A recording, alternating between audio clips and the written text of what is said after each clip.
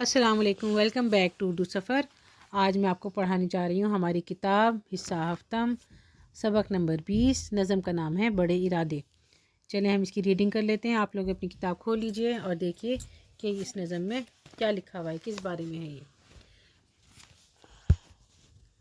چھوٹا سا ایک بیج اگر ہے تو کیا ہوا، کتنا بڑا درخت ہے اس میں چھپا ہوا۔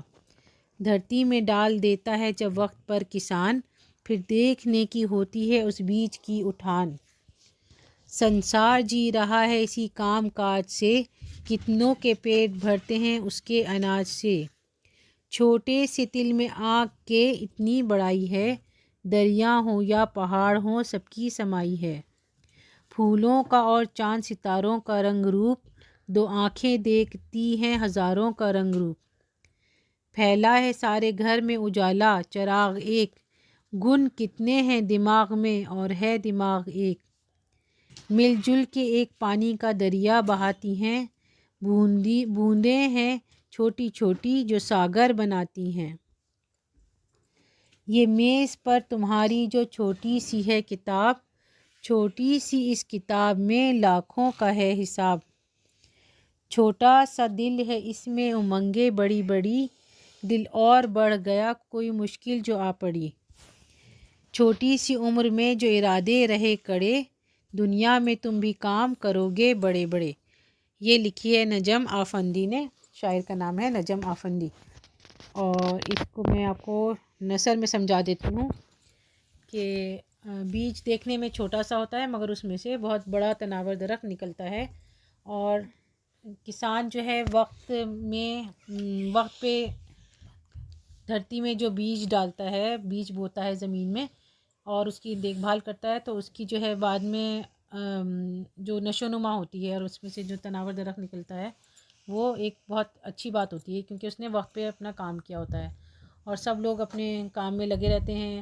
اور کسان جو بھی محنت مشقت کرتا ہے اس کی وجہ سے ہم سب کو اناج ملتا ہے، کھانے کے لیے روٹی ملتی ہے۔ اور ہمارے سامنے جو ہے اتنے سارے دریا ہیں، پہاڑ ہیں، بڑے بڑے نظارے ہیں، اور یہ سب کے سب ہمارے آنکھ میں سما جاتے ہیں۔ آنکھ کی حیثیت جو ہے ان سب کے سامنے تل کی طرح ہے، جیسے تل ہوتا ہے چھوٹا سا، لیکن اس کے اندر اتنے سارے سب ہم محفوظ کر لیتے ہیں سارے نظارے۔ پھولوں کا اور چاند ستاروں کا رنگ روپ ہے، اور ہزاروں چیزوں کا جو رنگ روپ ہے ان کی خوبصورتی ہے وہ ہماری آنکھیں دیکھتی ہیں۔ اور چراغ جو ہے وہ ایک ہوتا ہے اور پورے گھر کو روشن کر دیتا ہے، اسی طرح دماغ ہمارا ایک ہے اور اس میں بہت سارے مطلب خوبیاں ہیں اور ہنر ہیں ہمارے دماغ میں جو اللہ تعالیٰ نے ہمیں دیے ہیں۔ ہم بہت ساری باتیں یاد کرتے ہیں، دماغ میں محفوظ رکھتے ہیں، اور دماغ ہمارا ہر جگہ ہمیں گائیڈ کرتا ہے۔ اور اسی طرح جو پانی کی چھوٹی چھوٹی بوندیں ہوتی ہیں وہ دریا بھی بناتی ہیں اور سمندر بھی بناتی ہیں۔ اور اگر آپ دیکھیں تو آپ کے سامنے جو چھوٹی سی کتاب رکھی ہوئی ہے وہ بھی ایک طرح سے دیکھنے میں چھوٹی ہے مگر اس کے اندر بہت علم کا خزانہ ہے، اس میں لاکھوں کا حساب ہے۔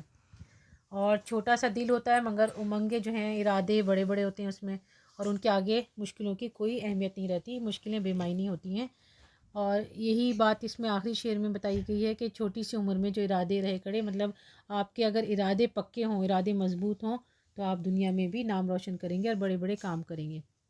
اس کے بعد ہم آ جاتے ہیں آپ کے کام کی طرف۔ اس میں ہیں معنی و اشارات، الفاظ معنی ہیں تھوڑے سے، اور اس نظم میں دیکھیں بہت سارے اس کے لفظ دیے ہیں ہندی کے، جیسے سنسار ہے، گن ہے، ساگر ہے، روپ ہے۔ اور اس کے بعد ہیں سوال جواب، 5 سوال جواب کرنے ہیں، تھوڑے سے جملے ہیں، اور اس کے بعد یہ میچنگ کا کام ہے۔ چلیں پہلے میچنگ کا کام کر لیتے ہیں، کیونکہ ہم نے ابھی یہ نظم پڑھی ہے نا تو ہمیں یہ فوراً سمجھ میں آ جائے گا، ابھی تازی پڑھی تو ہمیں آسانی سے ہم یہ کام کر سکتے ہیں۔ چھوٹا سا ایک بیج اگر ہے تو کیا ہوا، اور آگے بے میں لکھے ہوئے ہیں، تو اس میں ہمیں ڈھونڈنا ہے کہ کون سا لفظ اس میں رائم ہو رہا ہے۔ کتنا بڑا درخت ہے اس میں چھپا ہوا، یہ اس سے ملا لیں گے۔ سنسار جی رہا ہے اسی کام کاج سے، اور کتنوں کے پیٹ بھرتے ہیں اس کے اناج سے۔ پھولوں کا اور چاند ستاروں کا رنگ روپ، دو آنکھیں دیکھتی ہیں ہزاروں کا رنگ روپ۔ یہ میز پر تمہاری جو چھوٹی سی ہے کتاب، چھوٹی سی اس کتاب میں لاکھوں کا ہے حساب۔ چھوٹی سی عمر میں جو ارادے رہے کڑے، دنیا میں تم بھی کام کرو گے بڑے بڑے۔ چلیں آگے دیکھتے ہیں، آگے آپ کی فل ان دا بلینکس ہے۔ درج ذیل مصروں کو مکمل کیجئے۔ یہ بھی آپ اپنی نظم اوپر سے دیکھ کر اسے مکمل کر سکتے ہیں۔ پھر دیکھنے کی ہوتی ہے اس ڈیش کی اٹھان، اس میں آئے گا بیج، دھرتی میں ڈال دیتا ہے ڈیش وقت پر کسان، جب آئے گا اس میں جب وقت پر کسان، دریا ہوں یا پہاڑ ہوں سب کی ڈیش ہے سمائی ہے، مل جل کے ایک پانی کا ڈیش بہاتی ہیں دریا، دل اور بڑھ گیا کوئی ڈیش جو آ پڑی، اس میں آئے گا مشکل آ پڑی۔ اور ایک یہ کام ہے کہ یہ مندرجہ ذیل سوالات پر غور کیجیے اور اپنا جواب تحریر کیجیے۔ چھوٹے سے بیج میں بڑا درخت بننے کی صلاحیت کس نے پیدا کی؟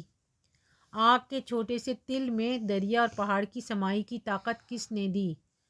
اور آخری ہے کہ ایک دماغ میں بے شمار گن کس نے پیدا کیے؟ تو یہ اس کا جو ہے جواب ایک ہی ہے کہ یہ سب جو ہے اللہ تعالیٰ کی عطا کی ہوئی چیزیں ہیں۔ اللہ تعالیٰ نے ہی صلاحیت دی ہے کہ بیج میں سے درخت نکلتا ہے، اور ایک آنکھ جو دیکھنے میں چھوٹی سی ہے اس میں اتنے بڑے بڑے دریا اور پہاڑ اور سارے نظارے جو ہے آ جاتے ہیں، یہ بھی طاقت اللہ تعالیٰ نے دی ہے، اور ایک دماغ میں بے شمار گن بھی اللہ تعالیٰ نے ہی پیدا کیے ہیں، اور بعد میں ہم اس کا مرکزی خیال رکھنا ہے۔ چلیے ہم اپنا کام کر لیتے ہیں۔